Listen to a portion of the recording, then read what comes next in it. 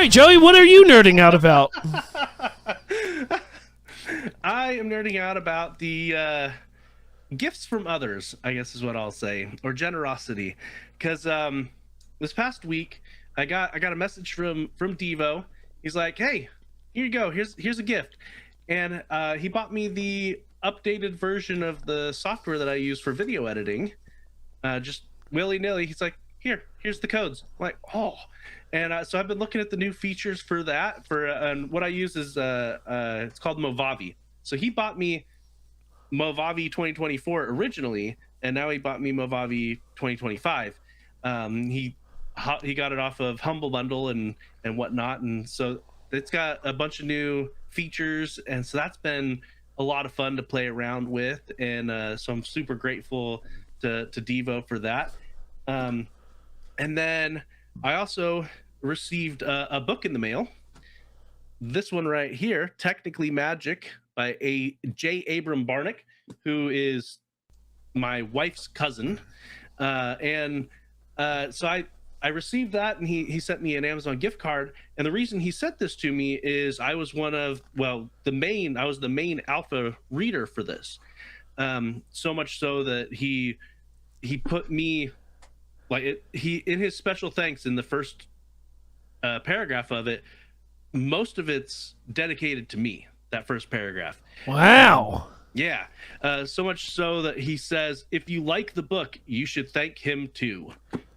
Because So give out your phone number so people can text you. Do it, coward. No, thank you. And so, yeah, so that it was a very unique experience. It was my first time being an alpha reader, and to see how he does it. I'm sure that many authors do it a different way, but to see how he went about it and to interact with the author to that degree, because this is the fourth book of his that I've read. The others I was not an alpha reader for, but I've read them. So you were a beta reader for all those? Well, I mean, they had already been published, and I purchased. So you're in early access. Sure. Okay.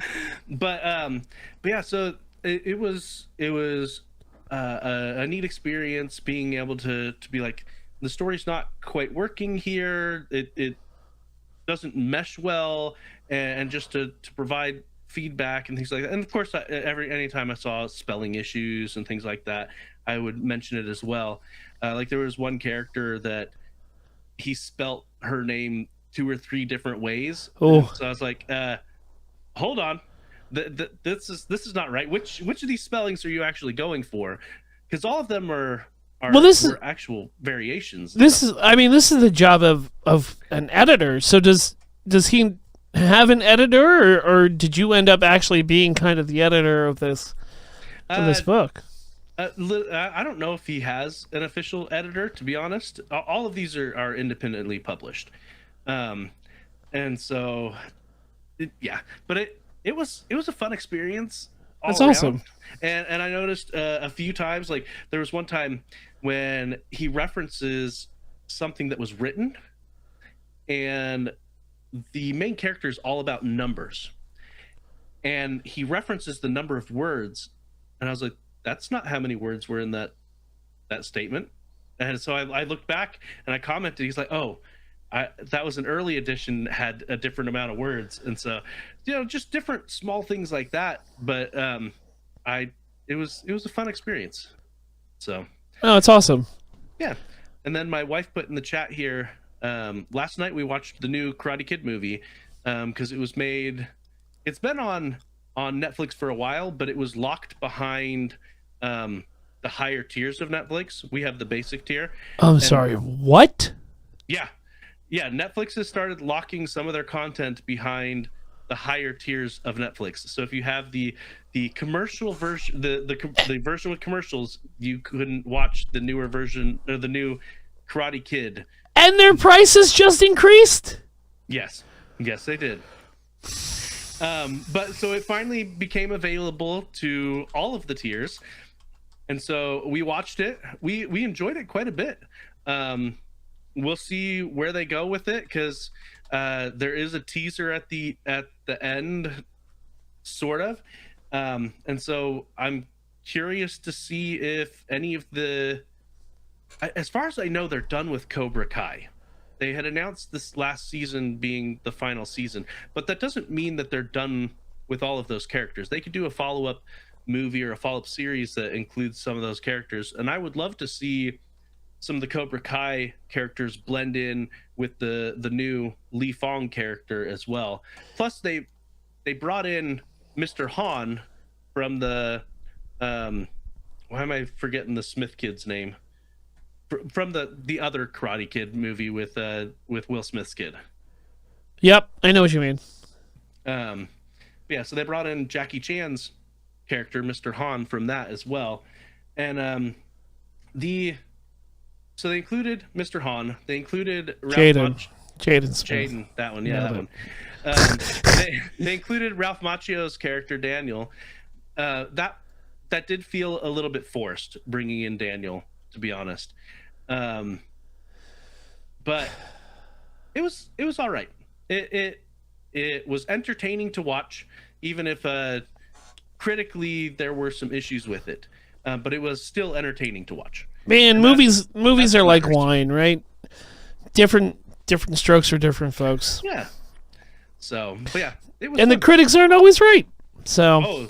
I put way more weight into the audience score than I ever do the critics score. Sometimes that score's off too. So. Yeah, well, you're not wrong, but the critics, like that movie Grandma's Boy, Joseph.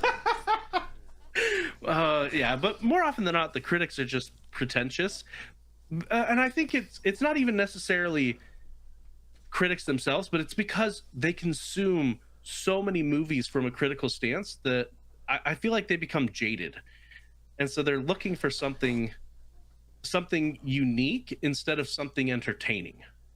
Well, yeah, 100%, dude. I mean, I just think everybody's just so negative these days, especially about media, that it's just like, take all the buzz out. Who cares what people think? Go and see it yourself. Oh, yeah. And make your own opinion. Yeah, like the early. I haven't watched the new Super Mario movie just yet. I'm sure I'll watch it with my kids. Just came out today. Yeah, well, the critics are blasting it, but they blasted the first. They one. blasted the first one, and that one made like $2 billion. And so that, stuff like that. Critics fail in their criticisms. They need to take into account the target audience. Critics are not the target audience for most films. Some are. They are specifically for the critics to get a good critic score, but most films are not. And so when you take it through the lens of the intended audience, like a 9-year-old child for the Mario movie. Yes. That's when you're looking at something, you have to think of it in that degree, in my opinion. You know what? You're right, Joe. We should only have critical reviews from children for kids' movies. You know what? It's not a bad idea, dude. It's not a bad idea. Have a blog or something. Yeah, that does that. They have kids provide their own critiques for these movies. That could be fun. Or a YouTube channel. Why are we having a 70-year-old man review a child's movie when they're not the demographic for these? You know what? They really lost me in the third act when Fido didn't really find its way. It's like, well, it's not for you, dude. Like, it's not for you. I'm sorry.